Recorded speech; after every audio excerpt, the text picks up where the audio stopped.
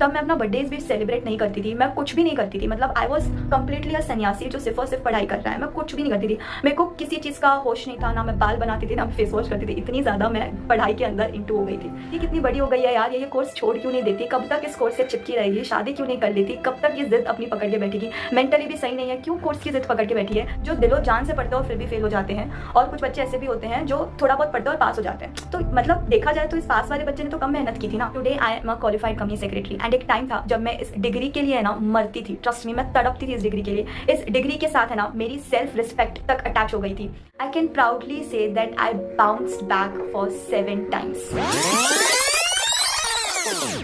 आपकी लाइफ में भी कभी ना कभी ऐसा पीरियड ज़रूर आया होगा, या मे बी अभी शायद चल रहा होगा, कि जो आप चाहते हो वो 1% भी बिल्कुल भी नहीं हो रहा है, और ना ही होने का कोई चांस है, कोई होप है। मीन्स आपके आसपास वालों की सबकी लाइफ सेट है, सबका सब कुछ सही है, सिर्फ आपका ही नहीं हो रहा। And the reason is something which is not in your control. क्या करोगे? फॉर एग्जाम्पल, आपको एक जगह पर जॉब चाहिए बैडली, एंड वहाँ पर आपने 10 बार अप्लाई कर दिया, and you have all the required qualifications and experiences. Means वहाँ पर आपसे लेस क्वालिफाइड लोग और लेस एक्सपीरियंस लोग वहाँ पर ऑलरेडी काम कर रहे हैं, बट आपको वहाँ पर अपॉर्चुनिटी नहीं मिल रही है, और आपको वो बैडली वो चीज़ चाहिए। And this is something which is not in your control, because पढ़ाई करना अपने हाथ में, पास होना नहीं होना ये अपने हाथ में नहीं है। उसी तरीके से अगर आपको कहीं पे कोई पर्टिकुलर जॉब चाहिए तो वहाँ पर अप्लाई करना आपके हाथ में है, आपके पास क्वालिफिकेशंस, एक्सपीरियंस सब कुछ है, बट वहाँ पर आपको जॉब मिलेगी या नहीं, this is something which is not in your control. So इस सिचुएशन में आप क्या करोगे? लाइफ कई बार हमको ऐसी सिचुएशंस में डाल देती है जहाँ पर हम चाहकर भी अपने लिए कुछ नहीं कर पाते। लाइक अगर एक बच्चा है जो दिन रात एक करके पढ़ रहा है, वो 1% भी कमी नहीं रहने दे रहा अपने एफर्ट्स में, वो बस पढ़ाई कर रहा है, पूरे होप्स रख रहा है, पॉजिटिव माइंडसेट भी ये सब कुछ है, फिर भी वो बच्चा फेल हो जाए और उससे कम पढ़ने वाला बच्चा उसी के सामने पास हो जाए, तो कितना ज़्यादा बुरा फील होगा उस स्टूडेंट को। मीन्स जब आप फेल हो जाते हो ना, तो सिर्फ आप एक दिन फेल नहीं होते, आपके सारे एफर्ट्स जितने भी आपने 3-4 महीने 6 महीने पढ़ाई की है, वो सारे एफर्ट्स फेल हो जाते हैं। सो अगर एक दिन रात पढ़ने वाला बच्चा मेरे सामने है और अगर वो फेल हो जाए और उसे कम पढ़ने वाला बच्चा पास हो जाए, तो actually it hurts a lot, and this is something which is the result, and result is never in our control. इस सिचुएशन में आई नो आप कई बार पढ़े होंगे जहाँ पर आपके पास बेचारा फील करने और अपनी कमियां निकालने के अलावा और कुछ नहीं रह जाता। नाउ 99% लोगों का ऐसे सिचुएशन में यही रिएक्शन होता है कि आप इनसिक्योर हो जाओ अपने आसपास वाले लोगों से, आप डिप्रेशन में चले जाओ, आप दिन रात सिर्फ और सिर्फ नेगेटिव सोचते रहो, आप सेल्फ डाउट में चले जाओ, आप self guilt, self pity exercise करने लग जाओ, आप अपनी दिन रात कमियां निकालते रहो कि मेरे में ये कमी है, मेरे में वो कमी है, मैं यहाँ परफेक्ट नहीं हूँ, मैं वहाँ परफेक्ट नहीं हूँ, उसको देखो वो कितना अच्छा है, मैं ऐसी हूँ, मैं वैसी हूँ। आप खुद की कमियाँ निकालने लग जाओ, आप अपनी कैपेबिलिटीज़ पर डाउट करने लग जाओ, एंड आप दिन रात बस सोचते रहो, नेगेटिव हो पड़े रहो, फिर आंखें सुझाओ, रो, सिर दिखाओ, एंड कहीं पर भी और आप हाथ पैर ना मारो। जहाँ पर बस एक जगह पर अगर सपोज आपको एक जॉब चाहिए तो वहाँ आपने अपने अप्लाई करके रखा है, वहाँ से कोई भी रिवर्ट नहीं आ रहा है, तो बस आप उसी दर्द में, उसी दुख में, गम में आप डिप्रेस होकर पड़े रहो, और आप कहीं पर भी और अप्लाई ना करो, और एक्सप्लोर करने का जो आपके अंदर का एक होता है ना कि मुझे और एक्सप्लोर करना है, आपके अंदर की चाह ही ख़त्म हो जाए बेसिकली। किसी एक पर्टिकुलर चीज़ अगर आपको नहीं मिल रही है तो आपकी सारी उम्मीदों पे आप अपने पानी फेर दो। तो 99% लोगों का यही रिएक्शन होता है, और आप कहीं पर भी और जगह पे अप्लाई नहीं करो, और बस उसी के वेट में आप बस बैठे रहो।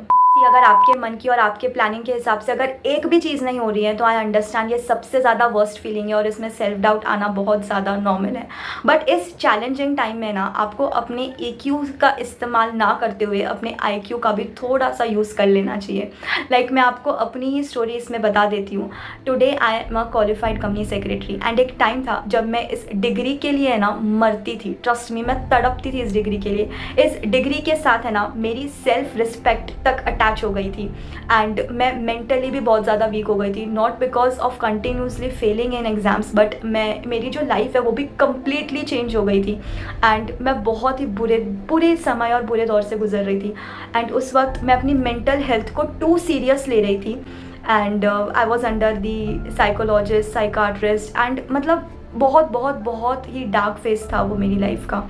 एंड बहुत ज़्यादा मैं लो हो गई थी, डिप्रेस हो गई थी एंड 4 लोग मुझे सिंपैथी देते थे, मैं खुद को सिंपैथाइज़ करती थी एंड कहीं न कहीं मैं सच बोलूँ ना तो एक कंफर्ट में भी आ गई थी। और वो समय ऐसा था जब मैं अपने आईक्यू का 1% भी इस्तेमाल नहीं कर रही थी। Now in my overall journey I can proudly say that I bounced back for 7 times. Yes, मैं इनको 7 फेलियर्स या 7 अटेम्प्ट्स मुझे लग गए ऐसा नहीं बोलूँगी, मैं बोलूँगी मैं 7 बार गिरी और मैं 7 बार पूरा करेज जुटाकर वापस उठी और मैंने अपनी डिग्री और सेल्फ रिस्पेक्ट दोनों को हासिल किया ना। ये सब चीज़ें मैं तभी कर पाई जब मेरे अंदर है ना खुद पर एक भरोसा था। मैंने सेल्फ डाउट नहीं किया, थोड़े पीरियड के लिए मैं भी सेल्फ डाउट में आ गई थी, but yes I again bounced back. और यही लाइफ है दोस्तों, अगर आप अपनी लाइफ में कभी भी हिम्मत नहीं हारोगे ना तो ट्रस्ट में आपको जो भी चाहिए आपको मिल जाएगा ना। मेरा जो भी CS बनने का जर्नी था, in my overall journey, definitely family का सपोर्ट, मेरी सिस्टर का बहुत बड़ा रोल रहा।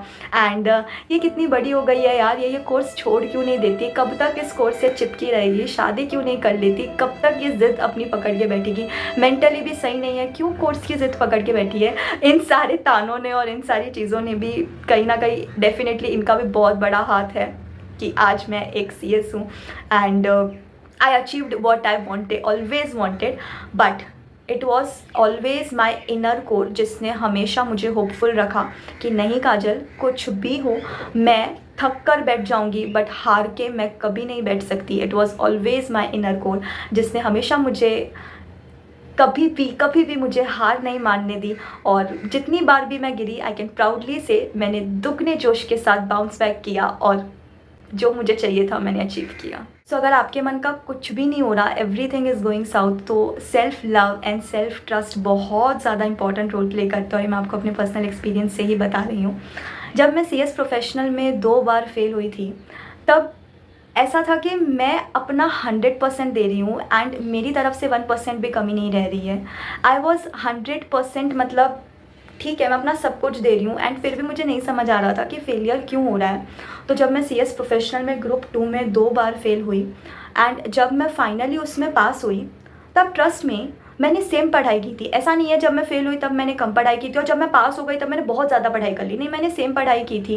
एंड जब इनफैक्ट मैं फेल हुई थी, I would like to share, जब मैं फेल हुई थी तब मैं अपना बर्थडेज भी सेलिब्रेट नहीं करती थी, मैं कुछ भी नहीं करती थी। मतलब आई वॉज कम्प्लीटली अ सन्यासी जो सिर्फ और सिर्फ पढ़ाई कर रहा है, मैं कुछ भी नहीं करती थी।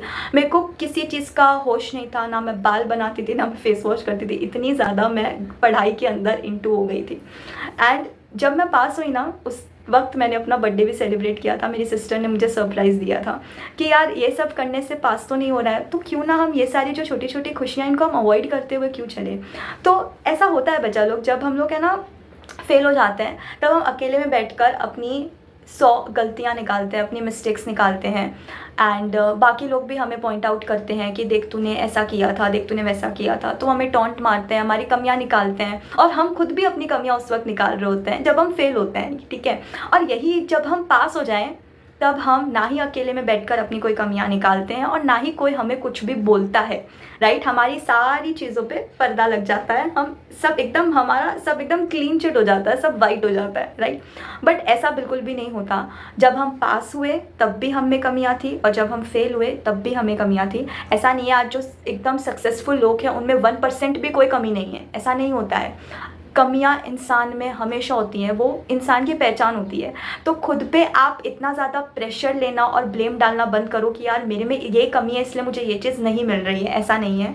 आपको जब लाइफ, देखो लाइफ है ना अपॉर्चुनिटीज़ देती है, तो जब आपको कोई अपॉर्चुनिटी मिलेगी तभी आपको मौका मिलेगा अपने आप को प्रूव करने का, उसको जस्टिफाई करने का और उसमें अपना 100% देने का।